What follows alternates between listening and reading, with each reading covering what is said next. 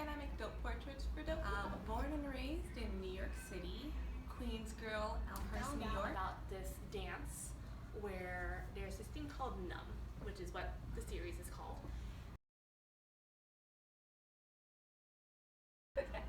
And moved back to New York, and I felt that I was at home again, essentially.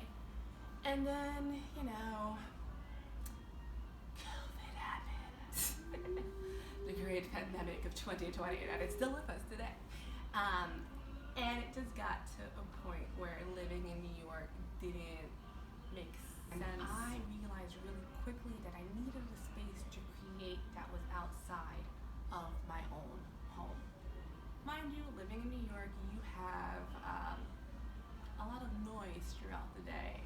So my background white noise, lo-fi chill music was the Long Island Railroad train that would come behind my house. And it was a cool track for a while, until you are woken up at 3 o'clock in the morning and you hear it, not the best.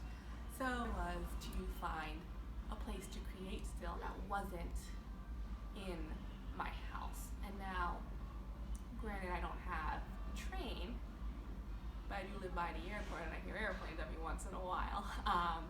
But you still need an oasis, essentially, right? So, was told about this artist who is a Haitian painter, and I'm half Haitian. And my dad had came to Savannah like 12 years ago, and he still remembered this artist and this place, and he was like, hey, while you're down there, go check it out, go talk to this guy, see how he's faring in Savannah as a Haitian artist. And I was like, yeah, okay, sure, why not? So I came down the city market, which is actually where we are today, so you can kind of see where this story is leading up to. And he wasn't here. So because I had already made my way downtown, I was like, oh, let me look at the other studios and talk to the other artists that are here and just kind of see how they feel about that. I feel that looking for a place to create, you want to make sure that the people around you are also in a good headspace of where they're at and how they create. Because if the people around you are uncomfortable, you're going to feel that energy. So I got to talking to a couple of people that were here and got a really good sense of community.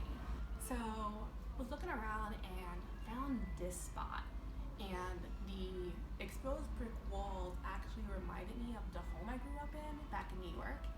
And it was like really small home, brick on the exterior, brick on the inside as well. And it was in a basement, but it was still home to me. I mean, I was a kid. I didn't really know, living in a basement is not, the ideal living situation, but it was what it was, and I had what I needed, right? And so, looking at this space, I kind of just got a sense of home again, and I knew that I needed to be here. And so that's what really convinced me to make the move to Savannah and where I am today. These two up here actually were a part of a painting series called Las Frutas that I did. And these are the last two. In all honesty, she's the last one. This one has been sold. She's actually a really good friend of mine, and she's also Puerto Rican, and we actually went to Puerto Rico together after having been there for years. And I mean years as in we were there when we were babies. Not together, but our parents had taken us and it was like, this is Puerto Rico. And then we never went back. Not by choice, just I guess we never had the desire to go, but one day we were kind of talking about it and we were like, we should go to Puerto Rico together. We should see our roots and get in touch with everything. So we did. And the hotel that we stayed at had very expensive breakfast. Very expensive. So the only thing that we ate for breakfast was dragon fruit, because fruits are pretty cheap and you can just go to the grocery store and get one. So we had cut open a dragon fruit together and shared that, hence why dragon fruits are in this particular painting.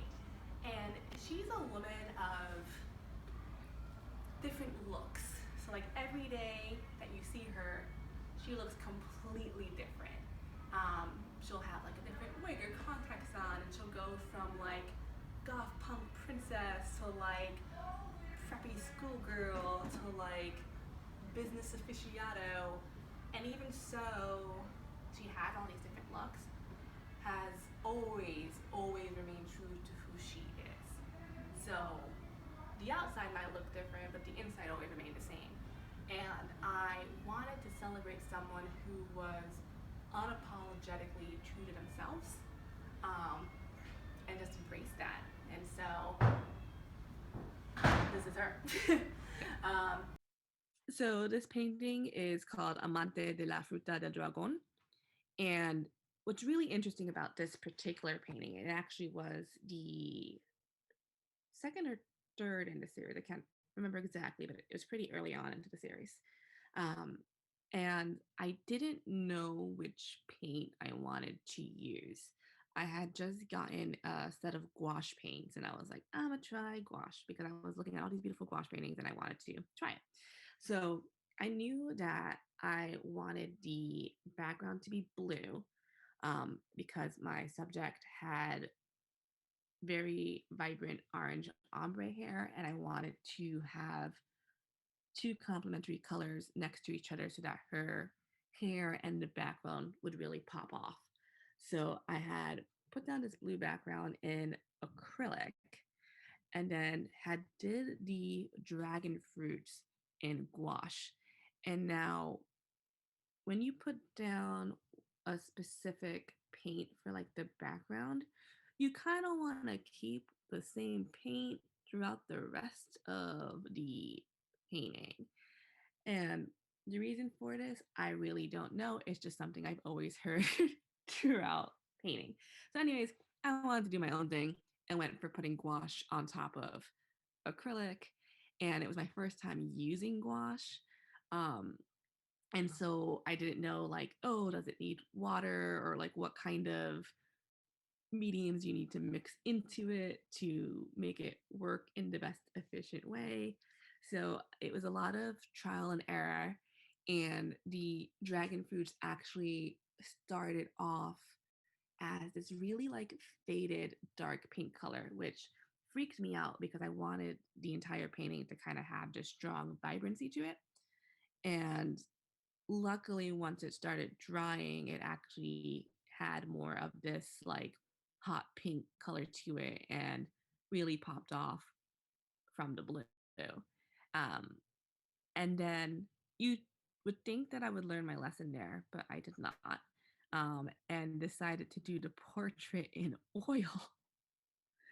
um, and this purely was because acrylic was fairly new to me at the time, and I had been very familiar with oil paints for a few years. So jumping into this portrait, um, I wanted to be more at ease with it at the end of the day.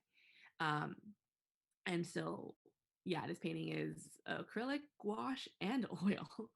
um, and honestly, what was interesting about this was, and you can really see it quite clear in this particular painting, is that I had blocked off all of these shapes on where her highlights were going to be, where her midtones were going to be, and where her darkest shadows were going to be.